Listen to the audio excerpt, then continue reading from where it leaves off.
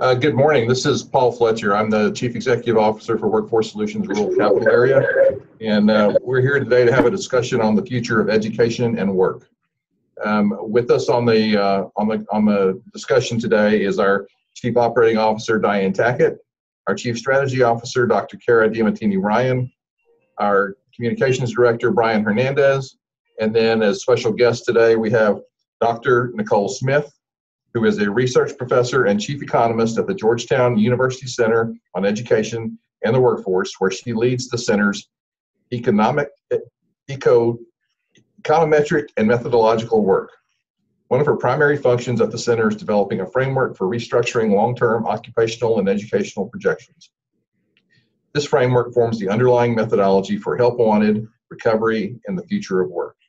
3 reports in an ongoing series that projects education demand for occupations in the U.S. economy.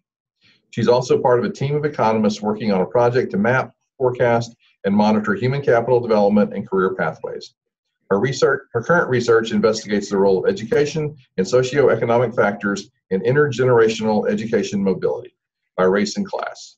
So Dr. Smith, welcome, and please get started, please. Hello, a beautiful morning to everyone, and I'm hoping that you all can hear me very well. As you can see, I'm sitting on the beach. I promise I won't start sipping tequilas until after 12 o'clock. But in the meantime, let's just start to talk about the future of education and work. As Paul said, I work for Georgetown University, and we have been forecasting and mapping human capital development, I think from inception, which is somewhere around 2007, 2008. As you can imagine, this is the second huge recession for us and the type of work we've been doing.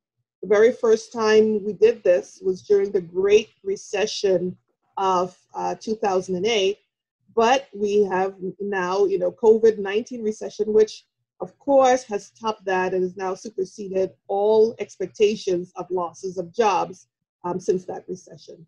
So I just want to share with you some of the types of things we've been doing, and maybe at some point get some feedback from the audience.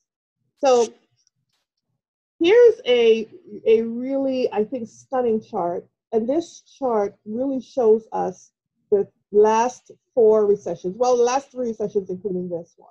If you look at the yellow line, that yellow line is a 2008 recession, and it shows you what happened with jobs. At the peak of that recession, in 1 month, we had lost up to 800,000 jobs, and that was in February 2009. And that was in 14 months after the recession officially began. Between 11 and 21 months is how long it usually takes for us to move out of these recessions.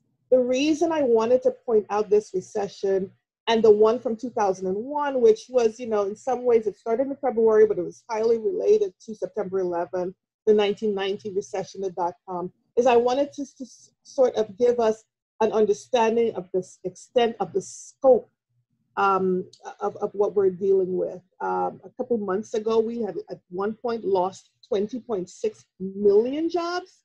I actually had to change the scale of my chart in order to even reflect this, because we would not be able to show this on one chart because, the 20 million was just so large. But I mean, nationally, as everyone has heard a million times over, what we're dealing with is unprecedented.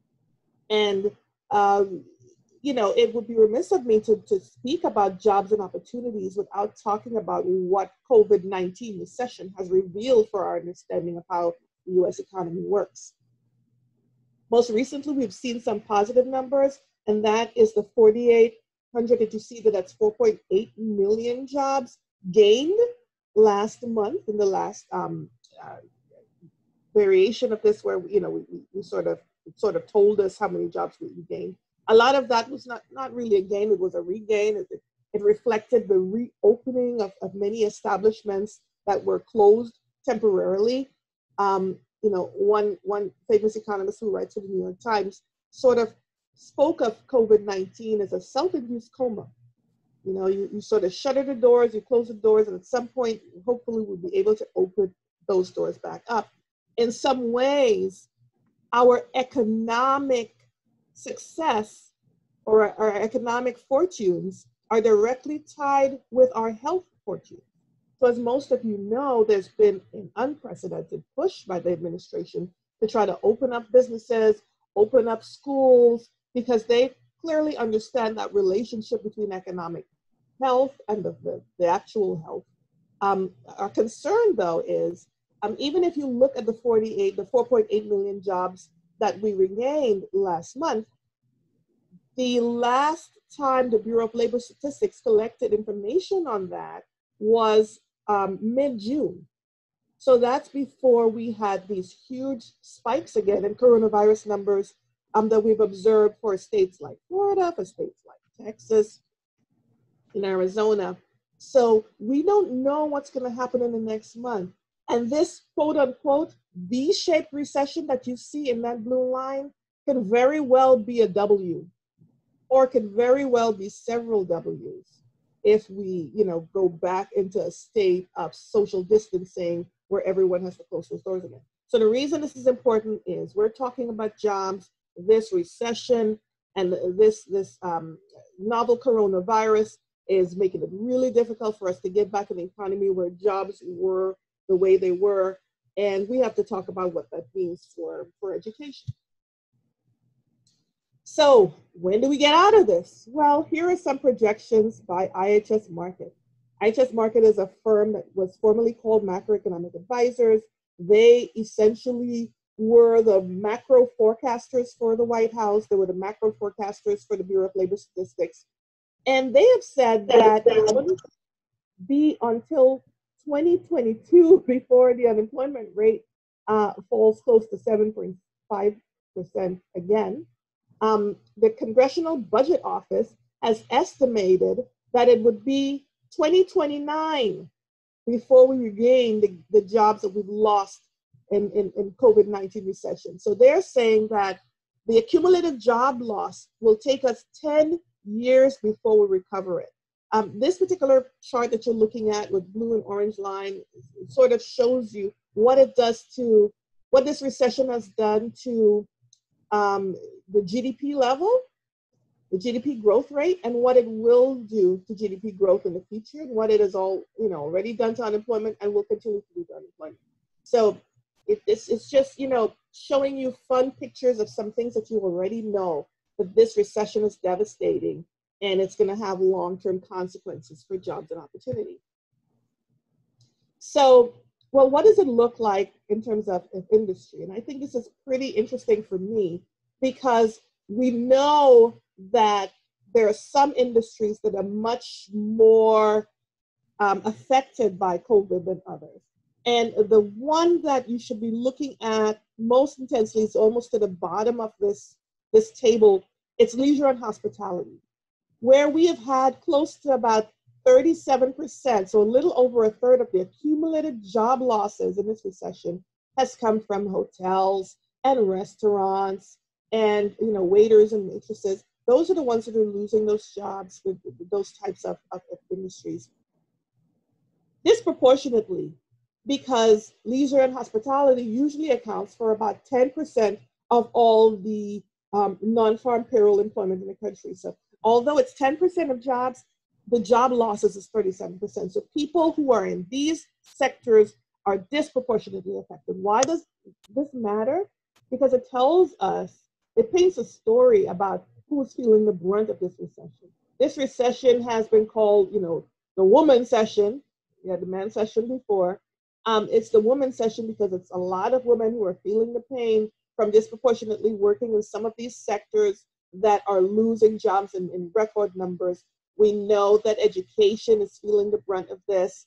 There's been an ultimatum of sorts, put out for K-12 that they're going to have to force those reopenings, even in states that are not necessarily reducing their numbers of positives in COVID.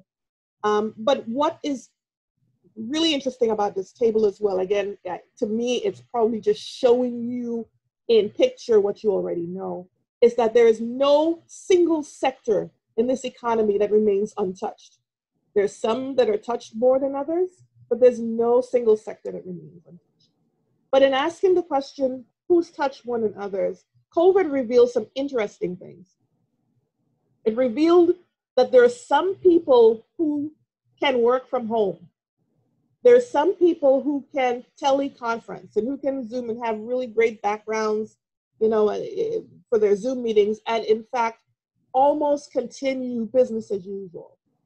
And then there are the frontline workers, and they're the workers who are putting their health and their family on the line when they go out every day to their hospital job, to their grocery store job, to their supply chain management job, in order to keep this economy moving and keep it running. And there's a very high correlation between educational attainment and who's exposed and at risk in this economy. Because a lot of the leisure and hospitality jobs are still disproportionately high school educated as your highest attained. A lot of the wholesale and retail trade jobs are still, high school trained and not necessarily post-secondary trained. And when you look at the jobs that have the 1% proportion of job losses in information services and financial services, those are the ones that are disproportionately post-secondary. This recession has exacerbated a trend that has started since the 1970s. And that trend has been the decline of manufacturing, the decline of traditional manufacturing, which, although it now represents about 10% of employment in the economy, it used to be about 40% of employment in the economy about 60 years ago. So now every single manufacturing employee contributes, I would say, about $300,000 to output. So we have 10% of all jobs in manufacturing, and each employee is contributing close to $300,000 in manufacturing output. So why is this interesting? It's interesting because the point in time where we worked with 40% of all jobs, each individual was contributing close to $100,000 in manufacturing employment. The gist of that story, or what I'm trying to say, maybe not as succinctly as I would like, but what I'm trying to say is, although we have much less workers in manufacturing today, those workers are 3 times as productive as they were yesterday. Each worker is now contributing $300,000 to output compared to $100,000 in output 50 years ago.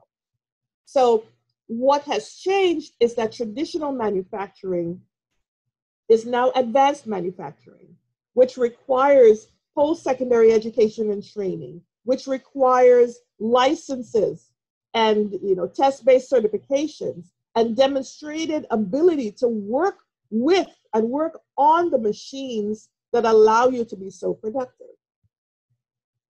This recession is exacerbating the changes that we've observed over the last 40 years. And what we've seen is where we lose jobs in traditional blue-collar industries, where we lose good jobs in traditional manufacturing and traditional transportation and utilities, we have been gaining good jobs in skilled services. We've been gaining good jobs in healthcare. We've been gaining good jobs in financial and consulting and even leisure and hospitality and personal services. So we have an economy that's essentially become bifurcated. This economy is one in which there's post-secondary workers and there's high school workers. Post-secondary workers are the ones who are exposed to this blue-collar economy. They're the ones who are disproportionately exposed to as frontline workers in the, the COVID recession. And as those jobs are lost, they're constantly being replaced by jobs in skilled services that require more and more post-secondary education. So here's a picture that shows you the education requirements of the US economy in pictures. And it's really interesting because here, this is from the perspective of occupations. And if you look at the x-axis, we have a list of occupations: education, STEM, community and arts, managerial, healthcare, sales, food and personal, healthcare support, blue collar. These broad occupations define the entire US economy. And if you were to look at these occupations and look at the education requirements of these occupations, you find that more and more of these jobs require post-secondary education and training beyond high school, even in the blue collar economy. So look at the blue collar skills trade economy, and then you find that the blue collar, C-O-L-O-U-R, the blue collar of the bachelor's degree or higher jobs is still a much higher proportion for sales. It's a higher, I think that should be 31% for sales. There's a little problem here with my copy and paste, so I can fix that at the end because these numbers should add to 100%. But if you look at the fractions, you see that sales and office support still has a significant fraction that are bachelor's degree or higher. Food and personal services, the managerial aspects of that, a bachelor's degree and higher. And even blue collar jobs, 12% bachelor's degree and higher. And you can compare that to what we expect the managerial economy. You expect education to be high education, to require a lot of education to do it. You expect STEM to do that. You expect managerial and professional to do that. But I find it really interesting that even in the blue collar economy, there are more and more, managers are more and more asking for these types of credentials of their workers. In terms of what the economy looked like over, a 50-year period, 1973, 2017, and 2027, we see middle skill jobs have increased as well as, bachelor's degrees and above. So this post-secondary economy, which is incorporating the use of automation and artificial intelligence, has heightened the demand for skills and education. And we only expect more of the same in the future. And what's interesting about COVID-19 is that a lot of the naysayers and a lot of the people who are highly skeptical about the role of AI, the role of automation, skeptical from the perspective of we don't want it to replace our jobs, are now themselves demanding it and now themselves requesting it in order to assist with the social distancing that has become necessary for our own personal survival. So we expect more of the same, requiring knowledge of AI, requiring automation in some of our jobs in order for us to perform. We know that the competencies must go hand in hand with attainment levels, and communications, sales and customer service, teamwork, leadership, problem solving, and complex thinking all show up in the data. And this is from us using ONET data from the Employment and Training Administration. And just looking for across the entire economy, across all jobs, what do you need in order to be successful? And the way in which our economy is structured, again and again, communication, leadership, teamwork, problem solving, complex thinking, we have to incorporate these competencies in our teaching, in our curriculum, because they are demanded over and over on the job, and this is what employers are paying for.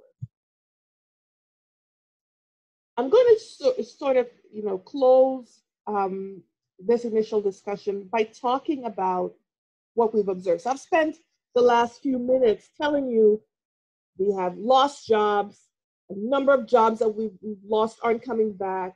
Some of the jobs that we've lost required high school, and it's not necessarily COVID causing that, but it's the exacerbation of a trend that has started over 50 years ago with skills-biased technological change, with the advent of computerization, with the fact that we're using much more of technology in the way we do jobs. We've moved from a manufacturing country to one that requires services and skilled services in order to survive. Now, in saying all of that, what is the underlying factor here is we're going to need education and the providers of education to allow us to ramp up so that we can perform these jobs that our economy demands. There is a trend, however, in our post-secondary education system to continue to self-select. There's lots of students who are self-selecting into a separate and unequal post-secondary system as a whole. So we have data for 468 selective colleges and universities and open access schools that show that the majority of new entrants to the most selective schools, 82% of them are white, going to the more selective schools. And the open access schools and colleges and community colleges are reserved, or it seems as if, self-selected for our Hispanic and Latino students, as well as African American and Black students. So we have a self-selection into institutions that seem to be very highly segregated by race and class. And this has implications for opportunity. It has implications for the kinds of jobs that people, have available to them. When you read the news, and when you look at the news, there's a lot of concern about who is COVID positive and why we have so many Blacks and Latinos are disproportionately affected by COVID. Why is it that disproportionately Blacks and Latinos are 200% and 300% the times, the rate of positivity and even mortality with COVID than anyone else? And while it has to do with socioeconomic circumstances and the living arrangements, part of it also has to do with the jobs and who's at the front line of these jobs. And if you're talking about which jobs you're working in, you also have to talk about the education requirements for those jobs and being trained for those jobs. So we have a revolving system here, revolving cycle here. If we don't train people adequately for the jobs of the future, then we're never necessarily going to get out of this cycle of poverty for certain groups. And that's something that we should address in detail. So this ends my my conversation with you on the future of work, and I look forward to any questions that you might have and talking to you more about this in the future. Thank you. Dr. Smith, thank you so much. This is Diane Tackett. There were a few questions that came through the chat box while you were doing your presentation. So if you don't mind, I'd like to go through those now and give you the opportunity to provide more information. Absolutely. Sure. So the first question is, were the previous recessions job losses due to closings or businesses leaving versus the March job losses due to layoffs under the pandemic, and under the premise that they will be called back after the pandemic? Absolutely. So that's 100% true to whoever asked that question. The previous recession, so we have 3 different recessions here that I'm comparing to this COVID-19 recession. When you look at the Great Recession of 2008, that was largely a financial collapse of the economy.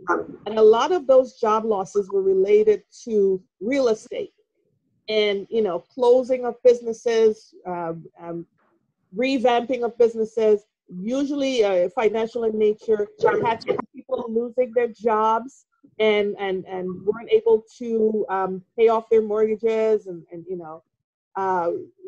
so that was a financial restriction, I guess, that rippled through the entire economy.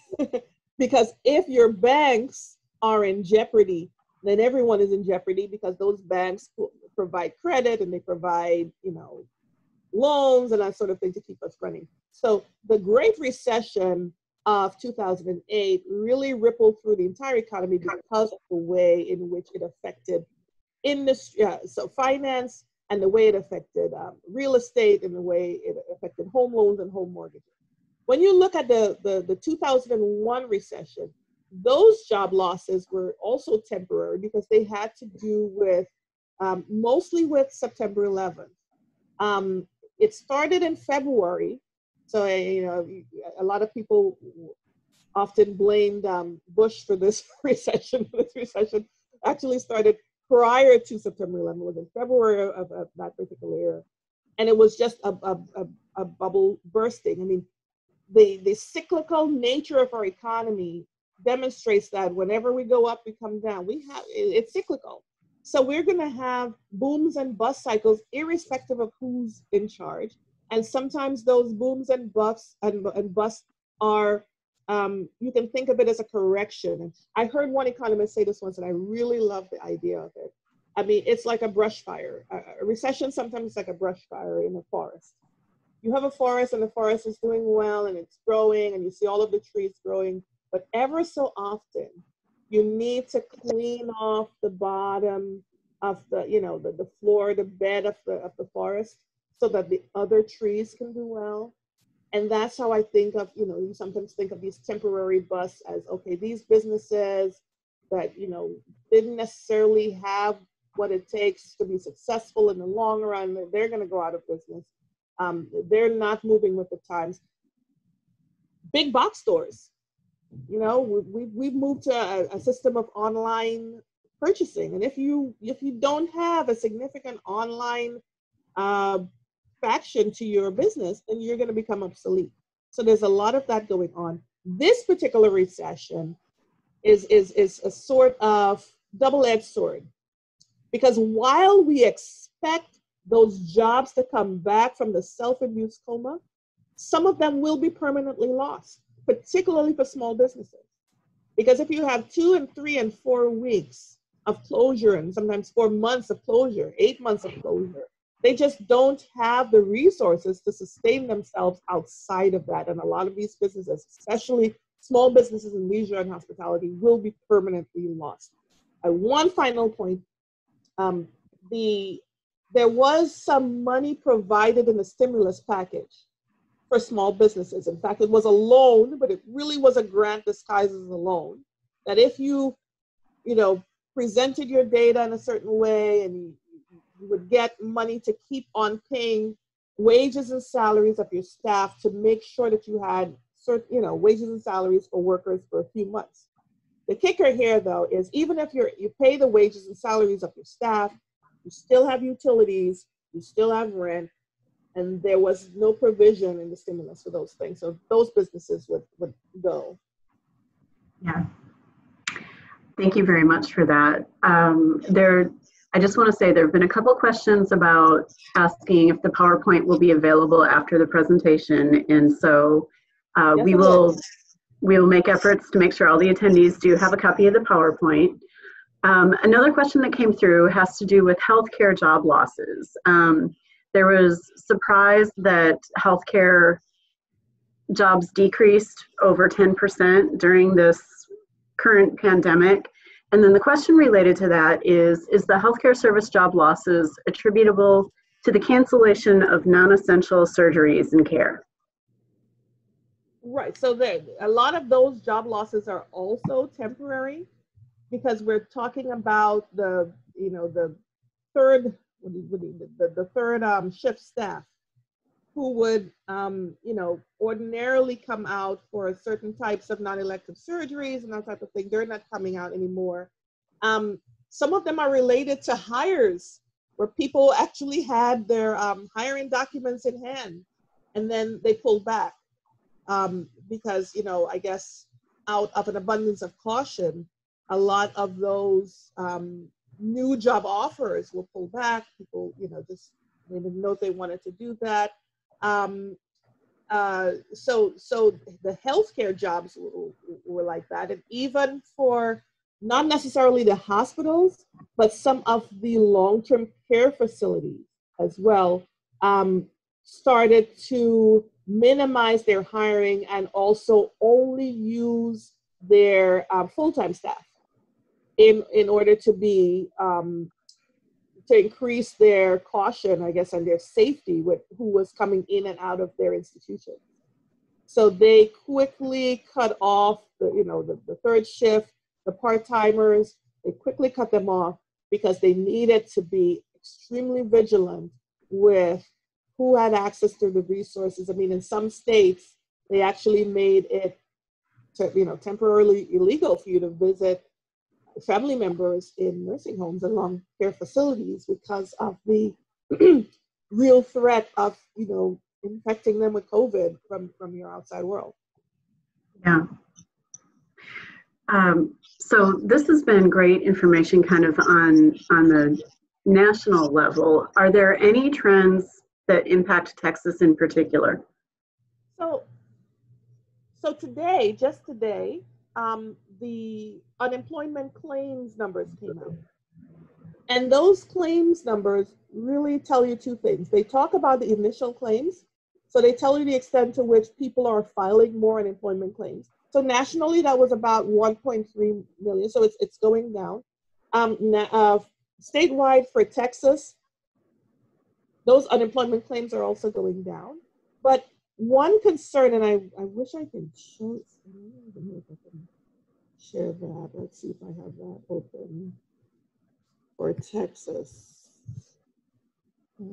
Yeah, state weekly claims. So here are your state weekly claims. I apologize, it's not in a more palatable way. I didn't get a chance to draw the chart because it actually just came out today. But what is interesting for me in terms of the initial claims is you really want to see them going down. So you see those numbers going down, 127, 106, 89, going down. And then there's a little bit of a spike up. So my concern is, are we really seeing the end of, this desire, this need for unemployment claims, or are we seeing that resurgence because Texas as a state is one, sadly has demonstrated significant positives for COVID. And that's going to have, long-run implications for employment, long-run implications for the decision-making at the state level regarding whether we're going to have any closures or further job losses. I also thought it was interesting that when you looked at the mayor of Austin, who's been going around and speaking at length to some of our news outlets, and he's expressed extreme concern about what's the messaging in terms of social distancing. And even though that seems to be political, it's actually an economic discussion, because the decisions you make regarding healthcare of your particular state or city or location is going to affect the health outcomes, the economic outcomes, because you cannot continue to open up if people are, facing mortality with COVID. Yeah. So to change gears a little bit, another question came in asking, what will the impact be on the careers of the entering freshmen in 4 years when they're entering the workforce with a college degree? Let me just switch your question a little bit and talk about the career prospects for the graduating freshmen, the graduating seniors of 2020 and the graduating seniors of 2021. They're going to experience what we call scarring. And scarring is this phenomenon by which your income level or how much earnings you make is going to be significantly impacted negatively, because to enter the workforce in this type of economy, you're going to take a significant hit wage-wise, and that can have long-term implications for your lifetime earnings. Everyone understands that your first wage is often seen as a platform for your other wages. You're going to get a 5% bump, a 10% bump, and a 10% bump on a lower number still sometimes takes you 4 or 5, 6 years to be where you should have started off, and that is accumulated losses for you. I think specifically to the question that was asked, what about the freshman class? Well, let us hope that by 4 years from now, we have some sort of vaccine or some sort of, temporary cure that can really halt, the menace that COVID-19 has caused for our economy. Because if that's the case, then we can continue to, it might be lucky of the those young guys that they're a freshman class and not a senior class. So I'm going to be positive, and I'm going to hope that we have something that actually stems what we've been observing with COVID. But this really can continue and still, have positive outcomes for our graduating classes. So another question that came in kind of takes that idea of lifelong learning and skill upgrading to the next level, which is, how can we understand the trajectory and velocity of job transformation resulting from technological innovation so that we can deliver and develop skill training interventions to upskill or resell the incumbent workforce? And further, this person says, it's not enough to prepare undergraduates to go to work. We must step into the adults' lives and support their learning throughout the lifespan. Wow, that is so absolutely well put. So here, how do you train for a lifetime learning is how what I took out of this. Yeah. And a lot of community colleges are already doing that. So what you have is you're almost training skills for the job, and skills for the job as they become relevant, as they're required. So you're going back to get that additional certificate, that additional certification. You're going back to, as an adult, to get that additional degree if required in order for you to be successful. I think what's interesting for me, some time ago, a few years ago, we did a report on called The Working Learners. And we were looking at the composition of the enrolled students in universities in America, universities and colleges in America. We found that 70% of them were quote unquote under the age of 30, youthful or young under the age of 30, but a full 30% of our enrolled students who were doing certifications, upskilling, upgrading, a full 30% of them were over the age of 30. And sometimes we spend, as educators, we have an old perspective of who our students are. We think they're all 18 to 24. And we sometimes align our classes and align our delivery with that type of mindset. And because COVID is forcing us to re-engineer our thinking and offer much more online learning, offer internship and externship so that adults can continue to get to train specifically on the machinery that they will be using by the time they get to those particular jobs, and holding institutions accountable for the outcomes of their students. So that's something that's new, because institutions in the past had seen that their full requirement was, just teach and learn and make sure that there's adequate learning. And once people throw their mortarboards in the air, hypothetically now, because we're not going to have any graduation ceremonies, once they do that, then our job was done. Well, now we need to make sure that not only do you graduate, but you have to graduate with a job of value. You have to, be able to provide yourself with gainful employment.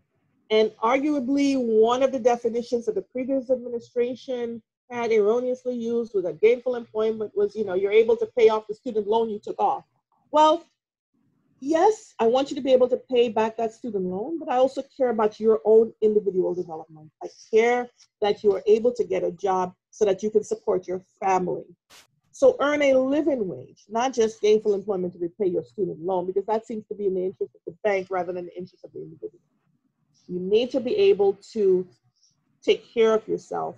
And to the person who asked that question, I believe that one important step in this movement is transparency. People need to understand the long-term implications or the long-term expectations of where their certification, their degree will take them.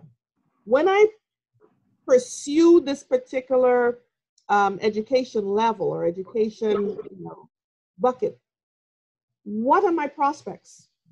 How can I use this? And it's extremely important for us to know this because we still have major and occupational segregation by gender lines and major and occupational segregation by race, because people tend to just take, the road that everybody else has traveled, the road fully well traveled. And you still have women who are disproportionately enrolled in majors that lead them to jobs that pay them less. As an example, teaching jobs pay less for much more higher education than, jobs in other sectors. You ask some of your students why you want to do this. Well, I didn't know what else was there. So that's a role for counseling, to sort of figure out what are your core competencies, what are your interests and values, and how do those also transform into the wide array of job opportunities that exist for you above and beyond what, what people usually do. So I think that opening up that box and that transparency for what happens for these certificates and certifications, aligning those with value and aligning those that don't necessarily have value, in the sense that you might have to go ahead and do a master's degree in order for you to earn a living wage. And that's a real conversation that we need to have. If you do this particular degree, you're going to have to get a master's. 60% of the $1.5 trillion in student loans exist today are held by women, because women disproportionately go into graduate school, and hypothetically they have to go to graduate school because they are earning less than they should have without that master's degree. They're not able to support themselves and have a living wage without a master's degree because of some of the choices they've made. We need to make that information available to everyone so that people can make best choices possible. Thank you very much, Dr. Smith. That was a great point, and I think it's going to kind of build into the next group of questions. One actually starts out just as a comment.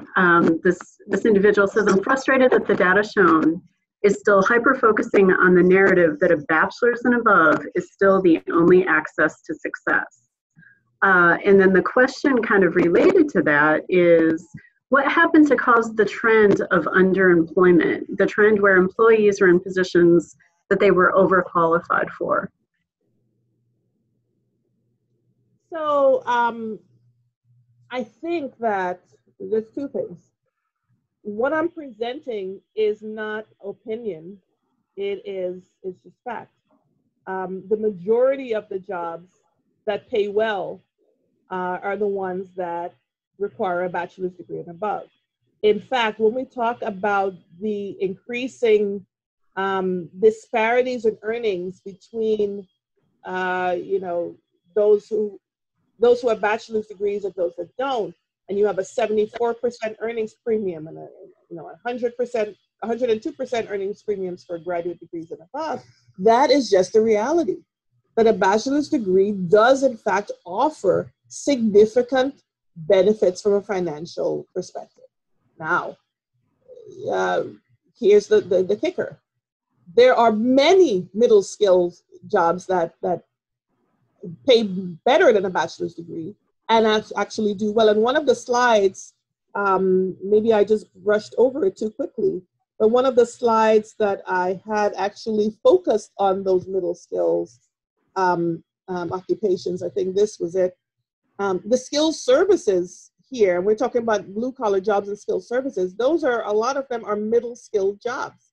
And by middle skill, I mean a post-secondary vocational certificate, sub-BA credential. So that could be test-based licenses and certificates and certifications. And we at the Center on Education in the Workforce have spent a lot of time pioneering and talking about the significance of middle skills and how important middle skills are, and demonstrating the extent to which some of them do well. I mean, I remember early on, we had done a graph that showed which certificates and certifications, sub-BA credentials, earned more than some bachelor's degrees, and we highlighted which bachelor's degrees were at the bottom of the list on average, and got a lot of heat for that, because, you know, it sort of portrayed many bachelor's degrees in a bad light when we were only talking about averages and not necessarily,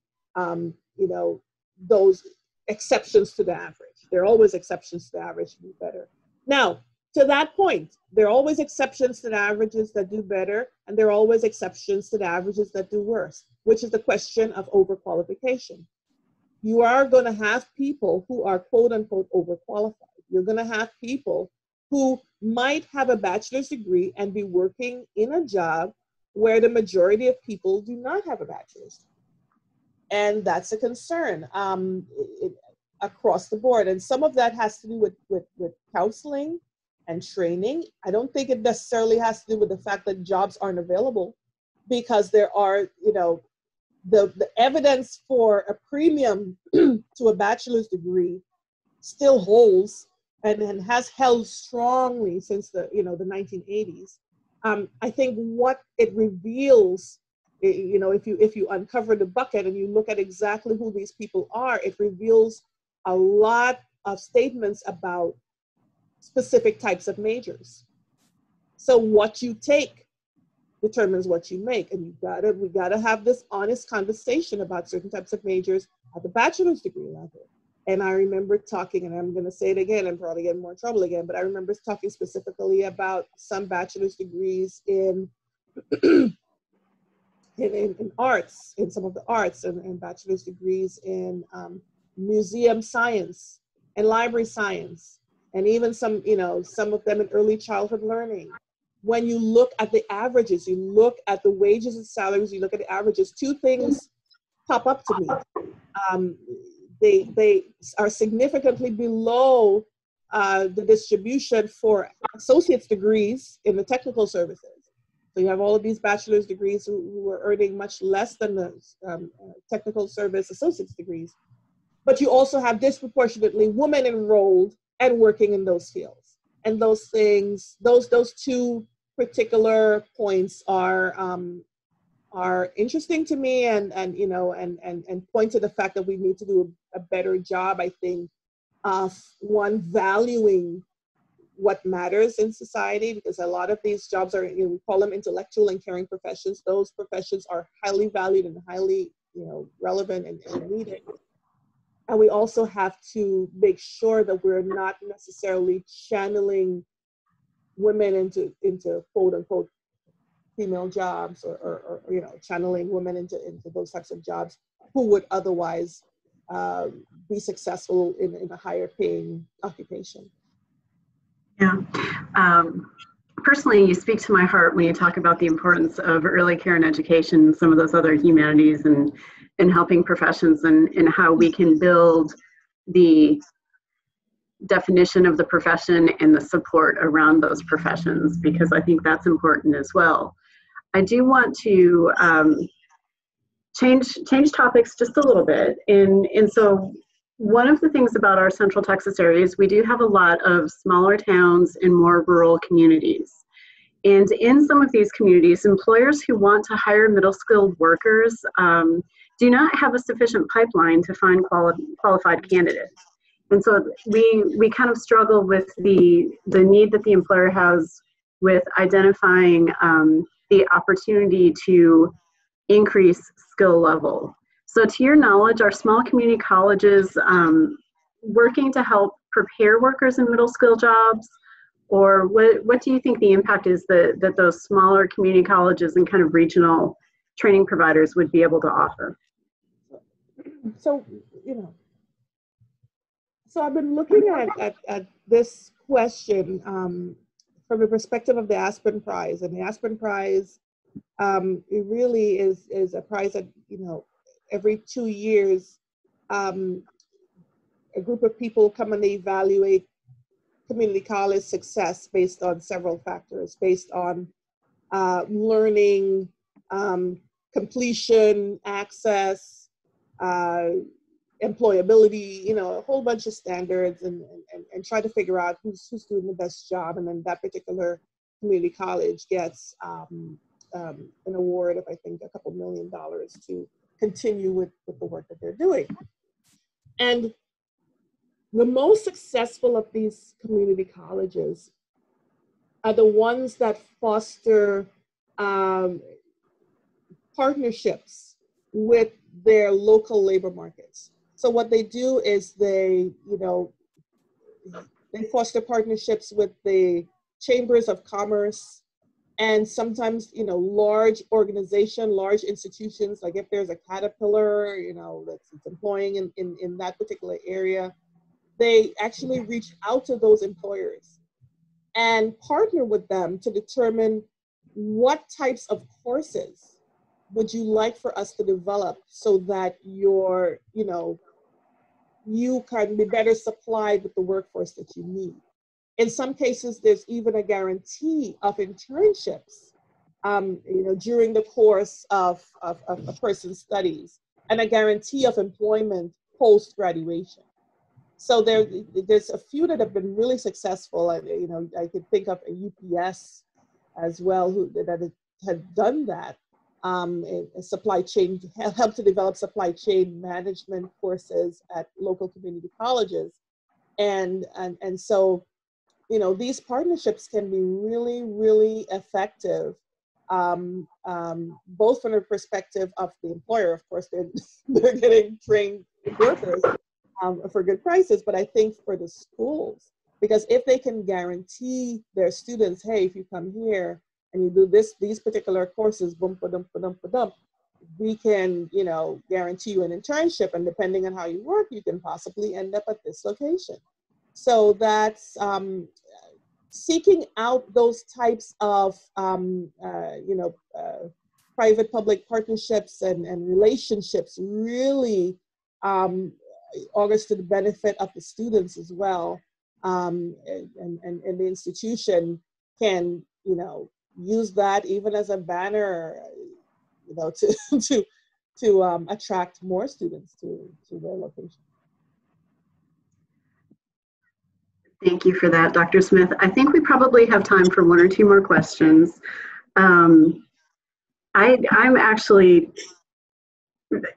intrigued and finding myself get lost in the conversation that's happening in the chat box, because there's such an engaging conversation across all of the professionals that are participating today.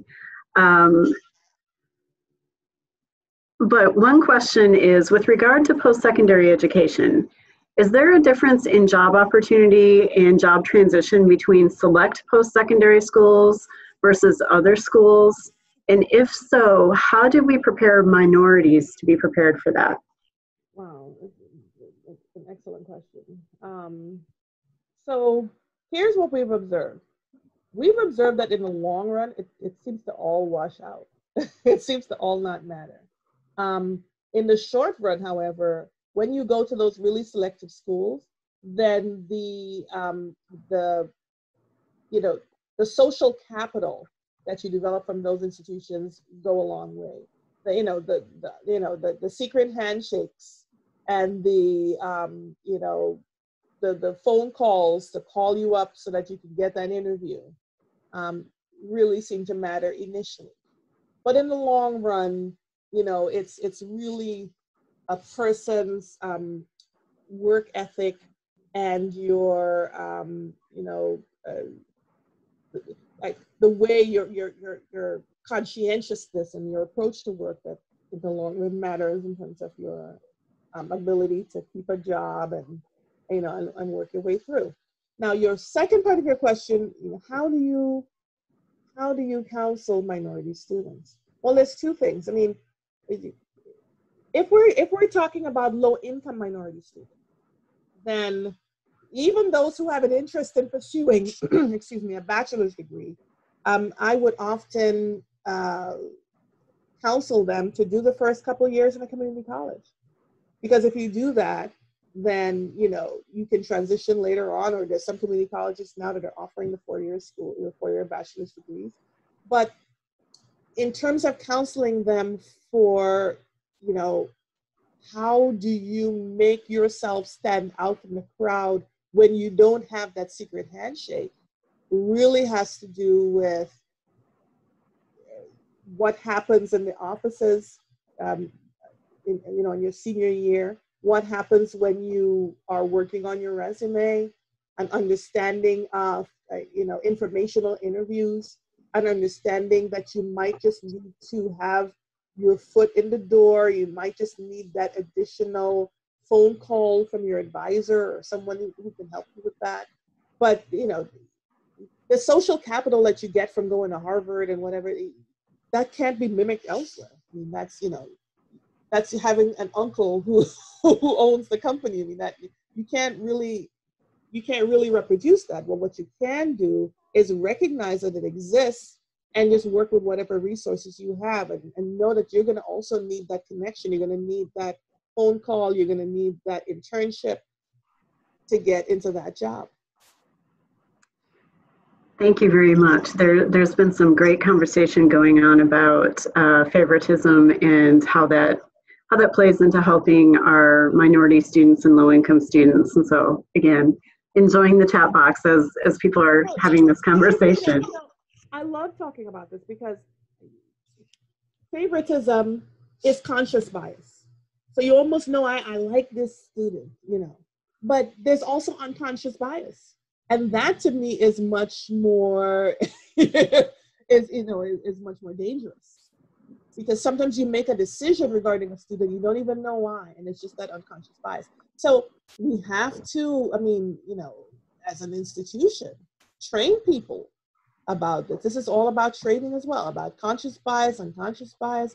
All of the staff need to take courses in this and need to sit down and read and have real conversations about the fact that this does exist, and you may not even be aware of it. I mean, I remember being in meetings, you talk about unconscious bias, people roll their eyes. We're like, oh, here we go again. It's like, no, this is real. And then I gave them an example of a study that was done, an economist study that was done a few years ago, where resumes were sent out to various organizations. And the content of the resumes were exactly the same in essence. And the only thing that differed on the resume was the name. So we had some resumes with the name of Emily and Brian and Joseph. And then we had some resumes of Shantae, Daquan, Dejan, and that sort of thing. And we found that the traditional Eurocentric sounding resume names were significantly much more likely to get a call back. I think it was close to 10 times more likely to get a call back than the other names like Deshaun and Daquan and stuff. And the resumes were exactly the same. And once confronted, and I've been happy to share this report with anyone who's interested. It was done by economists a few years ago, pretty reputable economists, as I recall, because it was published in the American Economic Review. When you call the institutions later on, the employers themselves were aghast and astounded that they had actually done that, because they weren't aware that they were doing this. They just really sincerely thought that Emily had a better resume than Shantae, and it was exactly the same.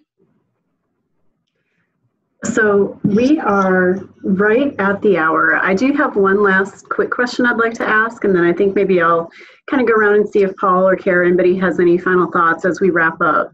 But I wanted to make sure that I got this question in because it kind of speaks to me on a personal level.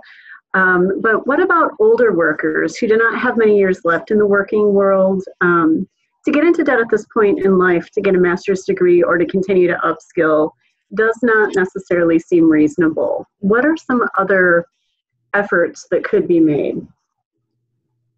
Wow. So,